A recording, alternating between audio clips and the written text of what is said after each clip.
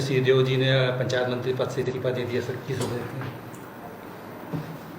T.S.. Singhdeo जी इस सरकार के दूसरे नंबर के मंत्री हैं और वो ऐसे मंत्री हैं जिन्होंने सरकार को यहाँ तक लाने में, यानी जो सफलता मिली है उस पर एक महत्वपूर्ण भूमिका निभाई थी। वो भूमिका थी जन घोषणा पत्र के क्रियान्वयन के अध्यक्ष के रूप में। आज वो निराश हैं, हताश हैं, धैर्य की सीमा मेरी टूट गई।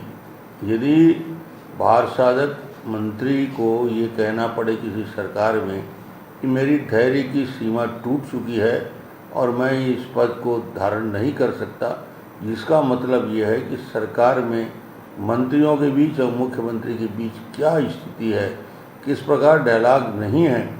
सबसे बड़ा कारण उन्होंने जो पहले इंगित करते हुए अपने पत्र में बताया है, पहला कारण उन्होंने कहा है कि प्रधानमंत्री आवास योजना के, जिसमें हमने वादा किया था गरीबों को आवास देंगे, 8 लाख आवास भूपेश बघेल ने उसकी मंजूरी नहीं दी।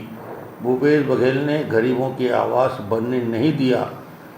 उसका 2 फायदा होता है यदि 8 लाख मकान, मैं तो 8 लाख नहीं मानता इसको, मैं मानता हूँ कि 16 लाख आवास है, क्योंकि 3 फेज़ 1, फेज़ 2, फेज़ 3 के पूरे किए जाए। पर मान लिया जाए 8 लाख में उन्होंने कहा है 10,000 करोड़ का इन्वेस्टमेंट छत्तीसगढ़ में आता, वो 10,000 करोड़ का नुकसान छत्तीसगढ़ को हुआ। 8 लाख से लेकर बेघरवार गरीबों के लिए आवास बनती तो गरीबों के जीवन में खुशहाली आती। वो टी.एस. सिंहदेव निराश हैं कि गरीबों को आवास नहीं दे पाए। उन्हें 4 साल होते होते, और इसके लिए दोषी यहाँ के मुख्यमंत्री भूपेश बघेल को कहा है। सर क्या लगता है दूसरा विषय जिसमें इस्तीफा के लिए महत्वपूर्ण बिंदु को चिन्हांकित किया है कि मंत्री अपने विभाग के अधीन चल रहे कार्यों का, उसकी प्रशासनिक स्वीकृति देने का काम करता है और उसका अनुमोदन करने का अधिकार उस विभाग के मंत्री को है। हमारा आश्चर्य होता है, पंचायत और ग्रामीण विभाग में अनुमोदन के लिए चीफ सेक्रेटरी की अध्यक्षता में सचिवों की कमेटी बना दी है। इसमें टी.एस. सिंहदेव 500 करोड़ की योजनाओं का स्वीकृति देने का अधिकार छीन लिया गया। ये सारे अधिकार चीफ सेक्रेटरी और सेक्रेटरी को है, जिससे प्रदेश के 500 करोड़ से ज़्यादा के लागत के काम प्रभावित हुए, काम नहीं हो पाया।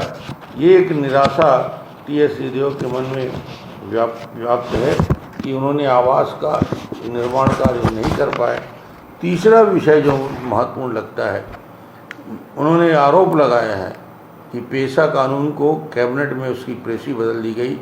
विभाग ने जो प्रारूप कैबिनेट में भेजा था, जिसके अनुसार चर्चा में जल जंगल जमीन को महत्वपूर्ण बिंदु रखे गए थे, बिना विश्वास में लिए गए, इसको बदल दिया गया। जन घोषणा पत्र में जो महत्वपूर्ण वादा किया था, उस महत्वपूर्ण वादे में जो उन्होंने एक जनता के साथ, छत्तीसगढ़ की जनता के साथ जो धोखा किया है, एक साजिश के तहत, ये उनके शब्द हैं, एक साजिश के तहत रोजगार सहायकों से अधिकार हड़ताल करवाकर मनरेगा के कार्य को प्रभावित किया गया, जिससे सहायक परियोजना अधिकारी की भूमिका स्पष्ट रूप से निकल आई। स्वयं उन्होंने मुख्यमंत्री को पत्र लिख कर कहा है, स्वयं आपके द्वारा हड़ताली कर्मचारियों को मांग पूरा करने के लिए कमेटी बनाएगी। इसके बाद भी हड़ताल वापस नहीं लिया गया। जिस प्रकार मंत्री को और उस विभाग के भार साधक मंत्री को उन योजनाओं को क्रियान्वयन की जवाबदारी थी और उस विभाग में बड़े से बड़े निर्णय हो रहे थे, जिसमें मंत्री जी को नहीं पूछा गया और सहायक परियोजना अधिकारी को पुनर्नियुक्ति का विरोध उन्होंने किया था कि इन्हें अभी नहीं किया जाए। तो मुझे लगता है कि किसी सरकार के वरिष्ठतम मंत्री को न अपने विभाग में काम करने का अधिकार है, न वो प्रशासनिक स्वीकृति दे सकते, न वो